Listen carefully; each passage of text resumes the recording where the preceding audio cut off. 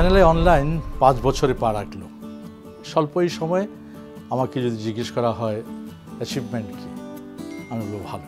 এই কারণে বলবো ভালো যে বর্তমান সময়ে এই অনলাইন জার্নালিজম এবং ফেক এত প্রভাবিত মানুষ এগুলো দ্বারা, এবং সারা বিশ্ব জুড়েই হাজার হাজার কোটি কোটি অনলাইন, এর ভেতরে কোনটা সত্য কোনটা মিথ্যে এটি যাচাই করা খুব কঠিন।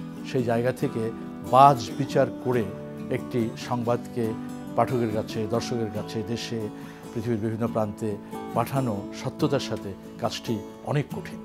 আপনি হয়তো একেবারে তাৎক্ষণিক একটি খবর পেয়েই এটি দিয়ে দিলেন, কিন্তু একটু পরেই প্রমাণিত হলো খবরটি আসলে সমাজকে, রাষ্ট্রকে ক্ষতি করেছে।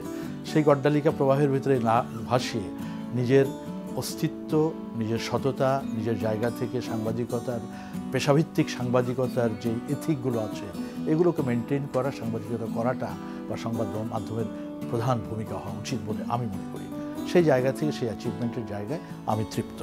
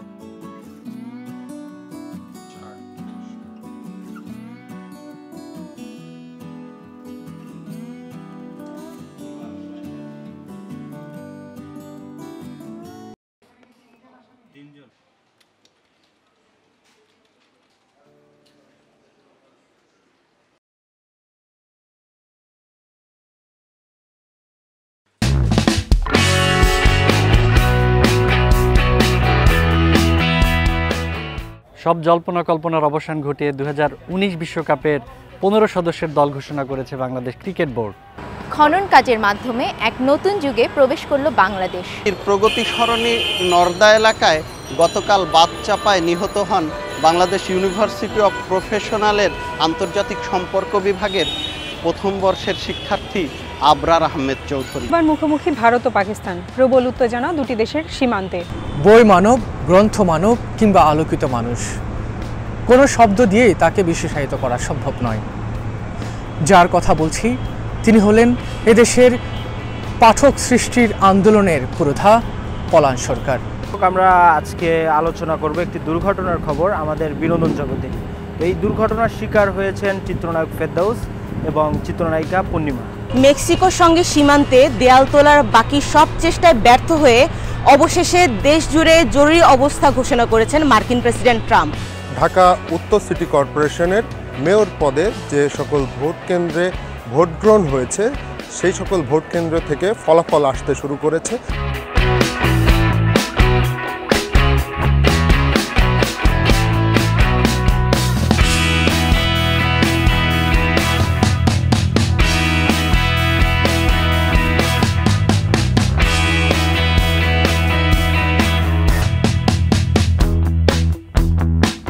চার পেরিয়ে যে পাঁচে আমরা যখন পদার্পণ করছি তখন আমরা বলছি যে 5-এ 5, এটা কি শুধুই যে কথার কথা এরকম না। আমরা যদি গত 4 বছর আমাদেরকে ইভ্যালুয়েশন করি তাহলে আমরা দেখতে পাবো কেন আমরা 5-এ 5 বলছি। অনলাইন মিডিয়ার যদি বিভিন্ন ধরনের মাল্টি ফেসেটেড যে এরিয়াগুলো আছে সেগুলো যদি আমরা একটু দেখি, যে ভিডিও কন্টেন্ট, চ্যানেল আই টিভিতে যে ভিডিও কন্টেন্টগুলো আমরা দিচ্ছি সেগুলো শুধু যে সেগুলোই তা না, আমরা এর সাথে অ্যাডেড, আপনি বলতে পারেন যে ভ্যালু এডিশন, আমরা এর সঙ্গে অ্যাডেড ভিডিও কন্টেন্ট দিচ্ছি, যেটা আমরা আমাদের ফেসবুকের বা ইউটিউবের যে রিয়াকশনের মাধ্যমে আমরা প্রতিনিয়ত বুঝতে পারি যে দর্শকরা, অডিয়েন্স যে ধরনের ভিডিও কন্টেন্ট আশা করেন, আমরা পুরোপুরি না হলেও অনেকটাই তাদের সেই আশার জায়গাটা পূরণ করতে পেরেছি।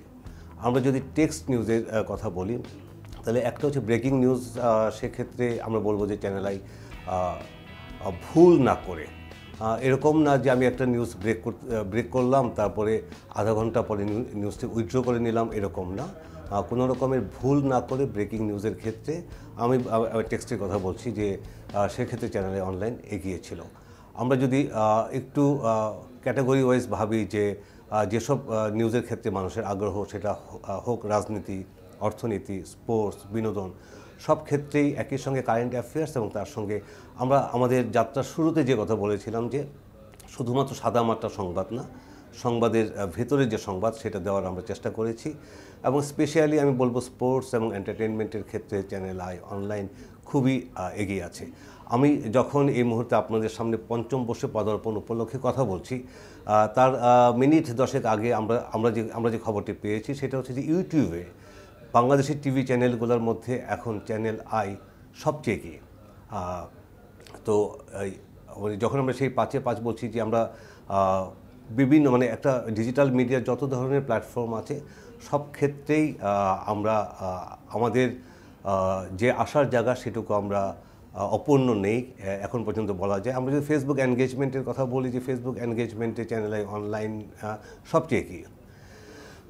এবং অন্যান্য জায়গাগুলো যদি আমরা দেখি যে সেক্ষেত্রে আমরা এটা বলতে পারি যে আমাদের প্রতিনিয়ত যে আমরা রিয়াকশন পাই সেক্ষেত্রে চ্যানেল আই অনলাইন তার অডিয়েন্সের আসার জায়গা পূরণ করতে পেরেছে। সো আমরা আবারও বলতে পারি যে 5-এ 5।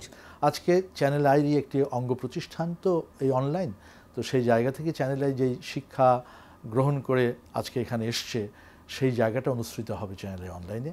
সেটা আরও 50 বছর পরে হলেও ইথিক্যাল জার্নালিজম এটাই হচ্ছে আমাদের মূল শক্তি।